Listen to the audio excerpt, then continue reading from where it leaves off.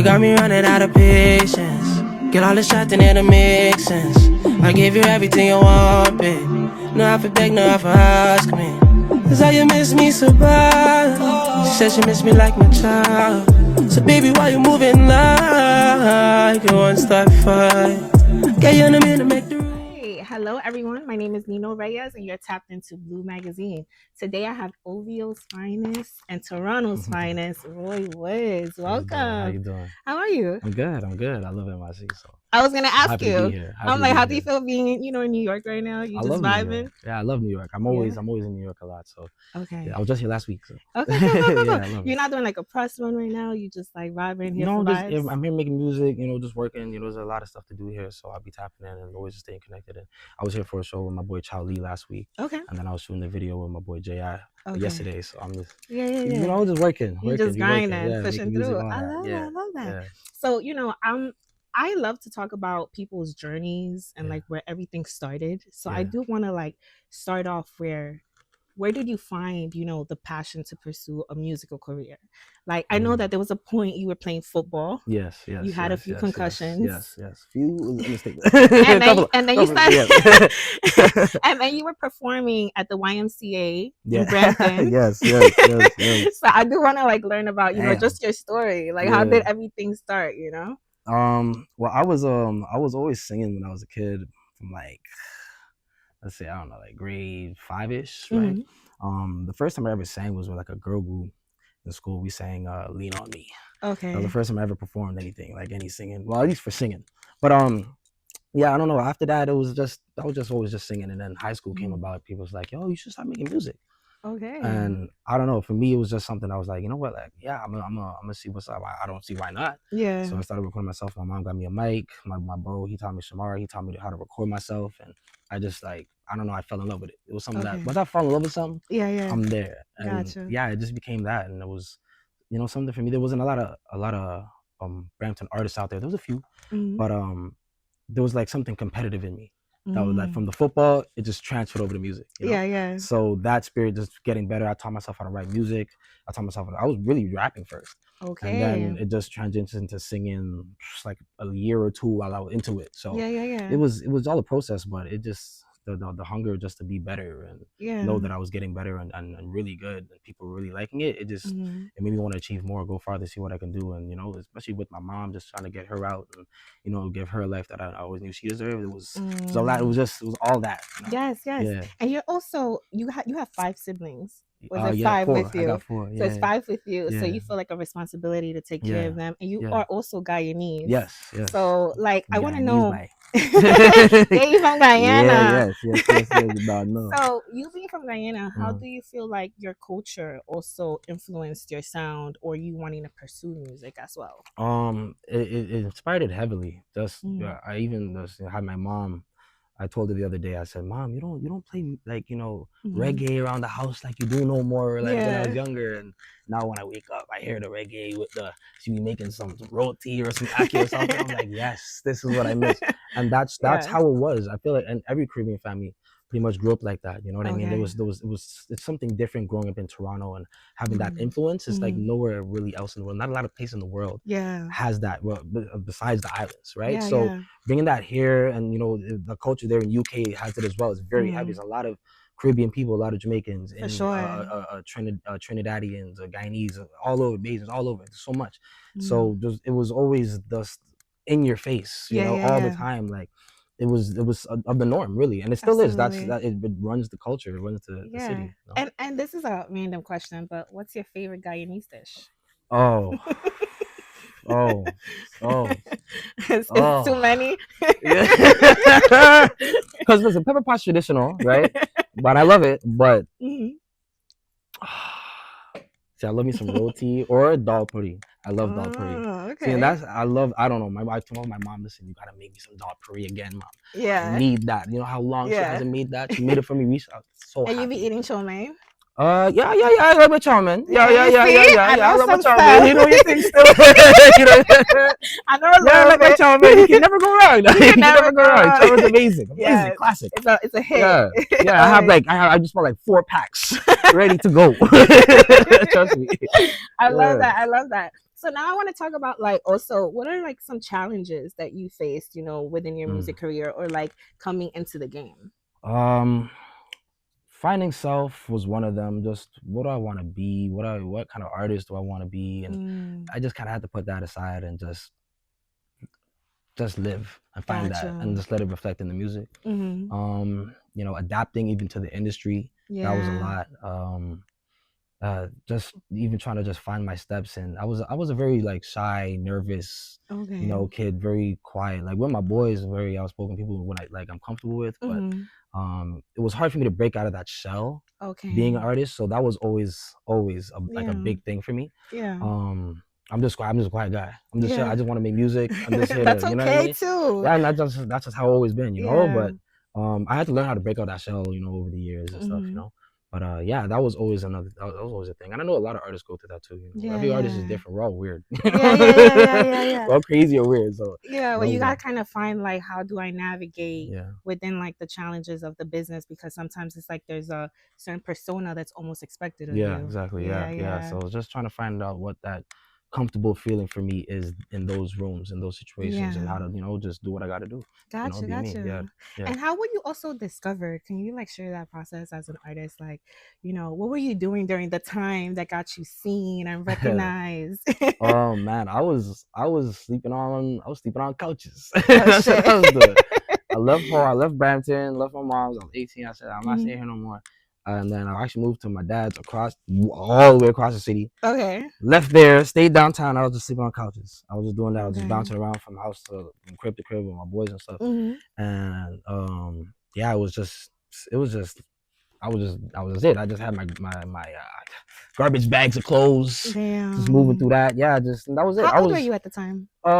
18. 19. Okay, so you were kind of like discovering yourself, trying to figure out life, where you were gonna go. I was partying a lot. I'll tell you that. I don't even like to party no more. I partied so much. Like, we did it every day for like 3 years, 4 years. You're done. But that's all I was doing. So we're done. Yeah, I was done. Like retired. It was fun though, you know. It was honestly, I was living so fast. I was free. I have never been that more free in my life where I can feel like I just want to be. I don't want to be no more like that. I like a controlled fun now. You know? Yeah, absolutely. But yeah, it was just a time I was just learning how to just be myself, be free. What even that feels like for me, you know? Yeah. It was a weird time. Yeah. It was good though. A lot of great music came out of that. A lot of good lessons. A lot of good things, right? And that's all I was doing. Just being there, being in the moment, just making that music, right? And then Oliver just hit me up in the DMs just randomly. As I'm just living, it was everyday normal thing for me until I seen that message. Right. So yeah, and then, you know, months later I ended up signing when it was me and Oliver built a relationship, and that's, you know, how I ended up signing. You know, and you were discovered through SoundCloud. Through SoundCloud, yeah, that's how he found me. Yeah, through SoundCloud. So random. Yeah, it was destined for you. Come on now, that's dope. That's dope. And when you made your album Mixed Emotions, you also mentioned that creating emotional and vulnerable music, it takes time. Indeed. Can you share like what are some key moments that inspire specific songs for you? A lot of this. I talk about relationships a lot. That's from the first project. Right? Yes. But it really just be a lot of everyday life, even songs that I don't put out. I talk about just real life situations, and that's always how it's been for me. Just even learning how to write. I'm always an emotional writer, an emotional person in general. So I just learned how to put. That's why I love listening to, you know, growing up listening to Drake and Party, and a lot of The Weeknd, a lot of artists from Toronto, Tory, a lot of artists. They were so. I've never gotten to see that side of music before, right? And fall in love with something that was different, but felt recognizable, right? And then it inspired me to just want to be that great, right? Gotcha. Yeah. So is it like a form of therapy for you when you are like in the booth and like you just kind of like let things out? Yeah. And what does the creative process looks for you? Like, is it like you hear a beat and then you go right into the studio and you flow with it, or do you have to write to it? I used to just write, but I used to freestyle as well. Right? Yeah. So that's when I was heavily rapping, but now it's hard for me to write. sometimes I'll just write a couple bars and I'll just go in the booth and freestyle the rest. You like, but I'm that mainly good. It's not even that. You're like, Yes, I'm that good that I don't need to write anymore. It just, I don't know. It's Yeah. it doesn't. It's not it's what I needed when I was a beginner writer. Okay. Right. I've learned I've learned from a lot of great writers. My boy Shaw Hustle, if you haven't heard his music, he's a legend in Toronto. Okay. He taught me a lot of things when it comes down to songwriting, formatting songs. And I would see him, he would just go make the song in his head. He has everything there. He wouldn't write nothing. That's how I learned it. You know what I mean? And it was from that I just said, no, I gotta be that good too. Yeah. Like just hearing a beat and just flowing with it. Yeah, just going in, right? That's sometimes crazy. it's every artist is different, but yeah, I just like to, sometimes I just go in, I know what I want to do, or I have to figure it out and I'll piece it together. But for the most part, yeah, I just go in the booth and just let the magic happen. That's fire. That's fire. And you've also shared that like some of your musical influences are Michael Jackson. You mentioned just, Drake, The Weeknd, and several others. How do you feel about your sound being compared to Michael Jackson often? At first I was like, there's a whole article about you, like being compared to him. I was like, wow. At first I was like, I just want to be me, man. Yeah. Because my real name is Denzel, so I was always like, oh, you Denzel Washington. I was like, I'm me though. I always had this me crisis identity thing, right? But over time I was just like, you know what? I embraced it. I don't know. I just embraced it, and now it's all through the music. It's what people love to hear me for, right? This is something that I bring that a lot of artists don't. That's different from a lot of artists. Gotcha. Right? So I had to learn how to appreciate that. It's me. So. Love it. And what would you say are some of like the highs and lows of fame? I know you just mentioned like earlier about having to adapt and like having to navigate the industry, and I'm assuming different personalities. But are there other like things that you find are cons and other things that are pros? Oh, for sure. There's I would say for cons, it's such a sacrifice. First of all, you're sacrificing your life, and then your family's peace. You don't have that. Because you don't of have privacy. That no more. Well, it gets there, right? And then it's all on you now. This is now. First of all, I never had a job. This is the only job I've ever had. That is beautiful. You know how many people wish they could say that? I never looked at it like, but yeah, that's it, right? And that's when I all that pressure is on me. There's that as well, and I'm a provider too. I take care of my family in Canada and Guyana, and I make sure everybody's okay. And I always have to make sure, even if I don't want it, when the industry gets too much, the stress, the powder, I don't want to do it no more. I just gotta go. I can't stop. Gotcha. Right? And so I'm always in that mode. You're always gonna be in that mode, right? And it's just something this is a 365, 24/7 job. Absolutely. Right? People think you can, and I took a break for a year. I thought I could. Yeah. But that's not something you can do in this business. You know what I mean? It's all the time, 365. So, but for pros, listen, you're doing something you love. Yeah. You're bringing, and I love the fact that I can help people with their emotions through songs. I can help people get over things that they may not have felt possible, which a lot of my favorite artists did for me. Yeah. Right? Like I was able to feel like so relatable to something or someone that feels relatable to me, and I'm from nowhere. You know what I mean? So it felt. I love that feeling, especially like talking to my fans at shows. That means a lot to me. I love taking that time because I never got to go to a concert when I was a kid. I was just always, just trying to make money anywhere I could, selling whatever. So I never had that time. It was too far away from the city. So I love to give my fans those. They drive hours and hours and hours away just to see you. But not even drive. They fly from. I had a fan fly from Japan. Oh my God! And where were you? And we were in Vancouver. Wow, that's far. That's a 15-hour flight. You understand? Absolutely. It's real. That love is real. I'll always take that time. You know what I mean? Yeah. I actually want to give a shout out to Mark because he told me earlier that you are great at your live performances. Like, big up, Mark. Big up. Real bad man there. Know the things. Yeah, respect. Come on. Yes, he was definitely giving you your flowers. I was like that. And that's also in itself a challenge for many artists. Not every artist can go live on a stage and really sound good. So it was a task. It's not easy. In the beginning, it was like, I know I'm trash right now, but I got lessons. I really took it serious. I run a lot, so I was always just just trying to stamina. Working on the craft, getting better with it, because I'm an unorthodox type of singer. I don't really sing like normal sing. I didn't learn in the church. Okay. So I learned my own way, and I have to if I was to teach somebody, I'm gonna teach it the wrong way. Yeah. Pretty much, because I You learned the right way. style. But yeah, my style is a broken style of singing. Yeah. Like so, but at the end of the day, I had to master that because that's Okay. what my voice is. That's what they know. I can't just change my voice now. Absolutely. Right. So yeah, man. But I love it, man. I love performing. It's something else, man. It's a beautiful That's feeling. amazing. Yeah. And now I want to talk about, you know, your latest project, Rolling Stone. Yeah. So it feels like a snapshot of life in motion. What inspired you to create music that captures moments in real time rather than reflecting on the past like your previous projects? Like, for example, Mixed Emotions, you definitely like are visiting past experiences. But Rolling Stone was more like you're in the club, like you vibing, you enjoying the moment, you're partying, like you're enjoying life. What made you go into a different route with your story? It was very organic, just how it happened. It was actually a conversation that I had with a friend of mine. She was like, why do you always make sad music? Why don't you make like, I'm like, I do. She said, why you always make sad music? Yeah, she's like, cause she's like, I don't want you to be sad all the time. You're sad all the time. I'm like, yes. You're like, but I do make those type of songs. Like I do have fun and stuff. So I was like, you know what? It's not like I was gonna prove a point, but it just naturally I just started making those songs, not all the time, but there was so much more moment. I was like, I was just in the mood for it. I'm just,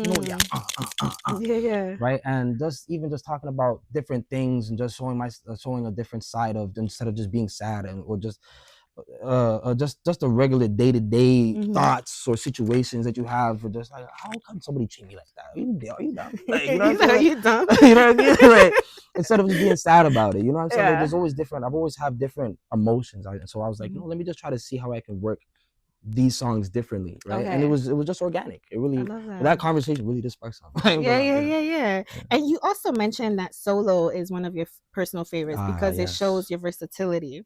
What was the creative process for that track?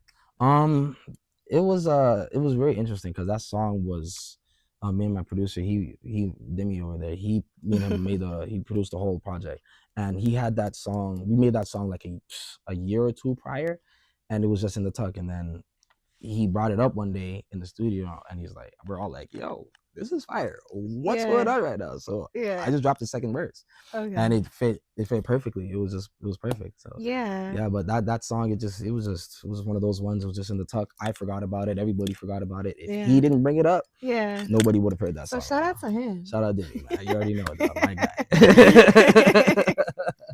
And what was like the biggest lesson that you learned during making Rolling Stone? Do you feel like when you are making different projects, like you take something major out of them, like maybe something that might reveal itself, you know? It was I feel like I was more trying something new that I wanted to see, is it gonna work? Because I feel like I did that for my project Them Times years ago, and I don't like that project for me personally. But there's songs I do like on there, but I feel like this is a better representation of, like, Rolling Stone is a better representation of that album, of that project. It's different. It's not a sound people really know me for, but everybody in the crew knows I've been making music like this for years. Right. Like, even in Brampton, like, people who know me from, like, they know I've been rapping and stuff, so they know. Right. It's not new, but it's new for everybody else who doesn't really know. Right. So it was more just me just seeing what works for me, because I know it's fire. But let me see if people are gonna really gravitate towards the way I know that I feel it can, right? And it was really just me just experiment to see what I want, you know? And it works. Yes, it always works. I'm so happy with it. Yeah. And a lot of your songs are very personal. So, like, how do you navigate, like, that line between sharing personal experiences and then also maintaining a level of privacy? Is there a line for you, or do you feel like you're just kind of like letting it all out? For the most part, I show the songs to whoever I'm making them about. For the most part. So they're all about someone? Yeah. Yes. Is it just one person, or is it like? No, it's not. It's sprinkled from like years. Like, sometimes I'll just feel pain from like 5 years ago. Like, oh, what? You like going in the booth, right? But he's like, go in the booth. That's real though. That's real. It's real like that. So why do I feel like this right now? I gotta go to the booth. Like, what's got it? But I just I don't know. The songs that I make they're all real. It's all about somebody, and they know how I feel about my music. They're a lot sometimes even there for when I make it. Okay. And I've always been transparent about the music. I always love showing them the music and stuff. So it's when they do hear it, even if well, I mean for the new music, we're gonna see how that goes. Because usually on good terms with my exes. We're gonna see, but that's how it always goes, right? Gotcha. And I've always been very open about my music and the way I put over my music, and I'm not been disrespectful. I'm honest and real about it. Yeah. It's something that we've spoken about. Gotcha. Right, and you don't listen.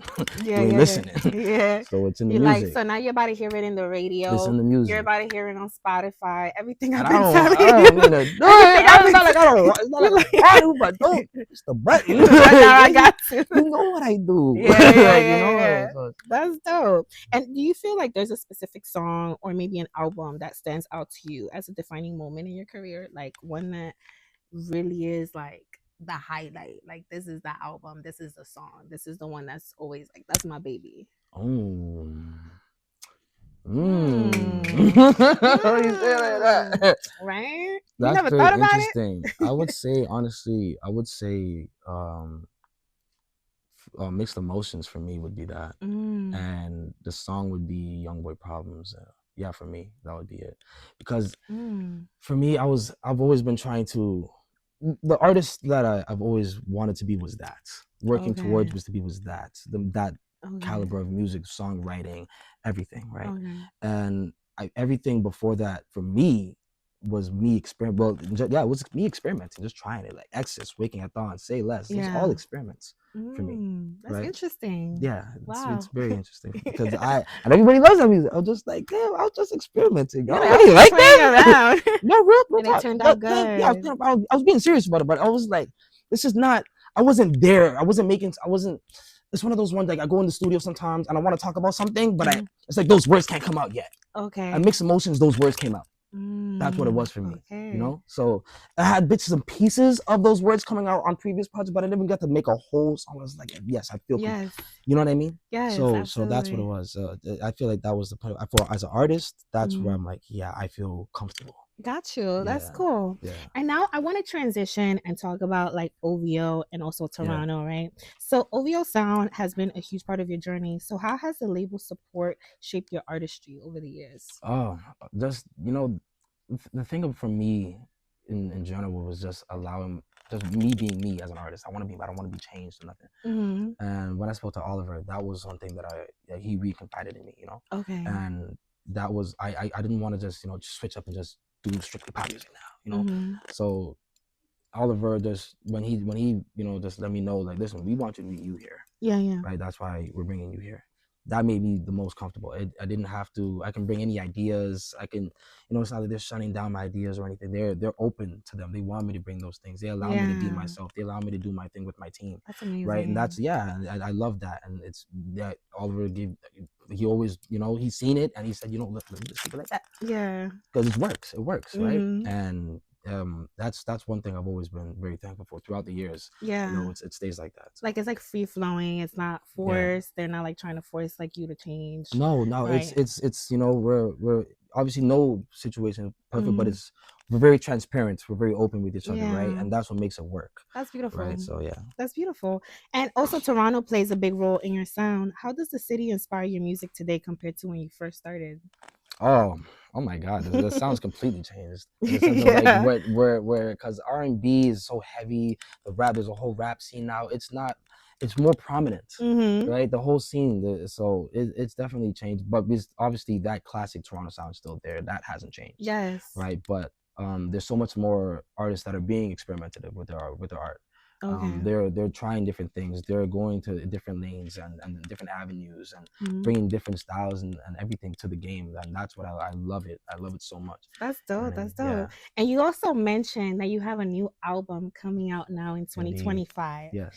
So you also explained that you want to be free right now. Yeah. Within that album. So what's been fueling that desire of freedom for you? I feel like just getting deeper into the artist that I want to be. Deeper into the storytelling, deeper into the feeling, just really getting captivating with everything that I do. I don't want it to just. Every project I always try to make better. Every song Gotcha. I try to make better, and just that competitive spirit of for me of just being. I'm my own biggest critic at the end with my guys. Even my manager is also the biggest critic. I don't need that. Right, because obviously we all got our phase, but I also know what works. Okay. And that's why I always keep that in my head when I'm in the studio. But and that makes the best material. I want to make sure that I can that message that I need to get across needs to get across to everybody, even if you don't feel like or so not even sorry. Let me say, if you feel like you haven't been through this situation, you're not going through right now, you've been through it before, you can relate. Yeah. Anyways, even if you just heard about it, you know what I'm saying? Like that's where I'm trying to go with. Just get extremely deep, and I can't be caged in to do that. I have to be free. I have to be flowing like water. I just gotta flow. I just gotta, you know what I'm saying? That's how everything comes. That's how I work. Yeah. So, are you very spiritual? Indeed. Very. Yeah. And it shows in your music. Yes, too, right? Yeah, that's amazing. That's amazing. And are there any like artists right now that you're listening to that are also like inspiring you creatively? Honestly, I just went back to some old school music, man. I'm slapping on the vinyl and like playing some Marvin Gaye, some Sade. Okay. I've been going there with it, and just also just discovering just music. There's so much, and I'm going back to that sound because of the feeling. Okay. Right. It was so different for me. So I like to just go back and learn. They were making songs that I don't even know about. You know, there's so many gems. So I'm going back. I'm just learning. I'm in my Spotify. I'm just listening. Oh, I like this. I like this. I like this. So I'm just building a whole new catalog right now. Just from a music, a feeling that I like. Right. Sad, good, right. All type. You have like sonically, like you can just measure it at a different level. Like you have that gift. You have that gift, right? Thank you. Yes. And then also, you were planning on going on tour for Rolling Stone. So what can your fans expect also like during the tour as well? Oh, they're gonna see a rock star. A rock star. They ain't see one before. Like not you looking at the camera. Like you're about to see the real Roy Woods. Oh my gosh, it's gonna be so much fun. There's no holding back, right? Okay. I feel like I haven't been able to give that version of me in a very long time. So they're just gonna get that open rock star. If I'm laying down singing, you gonna get that. I used to do art. I'm just all over. I don't care. This is the stage. I'm just here to give you the art, present to you in every way. If we gonna cry, we gonna cry together. We gonna laugh together. You understand? I'm just trying to just live and be as free. I just want to be that, just be free on stage. So they're gonna see that rock star. So that's like the title of this, being free. Yeah. That's like the new 2025 and forward, like just flowing. Free flow. Yeah. That's amazing. Yeah. So if we were to talk about your legacy, I love talking about legacies. Yeah. What would be your legacy? What's the thing you want to leave behind for everyone to remember you for? And I know you have a daughter now. Indeed. So that was the first thing that came to my mind. Yeah. So, thinking about your daughter, what do you want her to remember of you or, your fans? Well, for my daughter, I just want her to remember me as the best dad first, as a great dad first before any of that. But when she does learn, I just want everybody to remember me for the person that always was there, that tried, that did the best, that dispersed love, that didn't hold back or let anything stop him, and to always held that hand. I'm not greedy or jealous or nothing. I'm always there to help, give a hand. Doesn't matter what time. I'm there for my peoples. They're there for me, and that's the love. You know what I'm saying? That's the love that we need. And anytime I come across anybody, I don't gotta know you, but I'm gonna love you. I'm gonna give you that love. You know what I'm saying? No disrespect. That's real. But even then, you know what I mean? I still got love. You understand? Like, so that's the person that I want to be. I'm a great artist. I'm a great person. I'm a great father and all that. And that's it. Talk about it. So is there anything else that you want to share with your fans? Any last words? Letting them know to go on tour with you. Indeed. Make sure they buy them tickets. When the tour comes out, make sure you pull up, because this experience, we going back and we going forward at the same time. Okay. Yeah. But new music on the way. I appreciate everybody for rocking, old fans, new fans, and the new music. It's giving that old school Roy right now. I feel like a lot of fans have been missing that dark R&B side of Roy Woods. So they're gonna get that. That's coming just now. So make sure you guys stay tuned. Hey. Yeah. Say less. Appreciate you. Thank you for having me. And where can everybody find you? You know, make sure you drop them for sure. handles. Roy Woods, RoyWoods, everything. Just Everywhere. for everything. Twitter, Insta, TikTok, everything, Yes. YouTube, everything. Yes, You already thank know. you so much, Roy. Thank you. It was great Appreciate having you. you. Thank you so much. We loved you having you here at Blue, and Yes, you know, thank you. thank you for being so vulnerable, so transparent, Ain't for nothing. sharing your world with us through your music. Of course. So thank you so much. My pleasure. It Thank was you. good Thank having you. you. Thank you.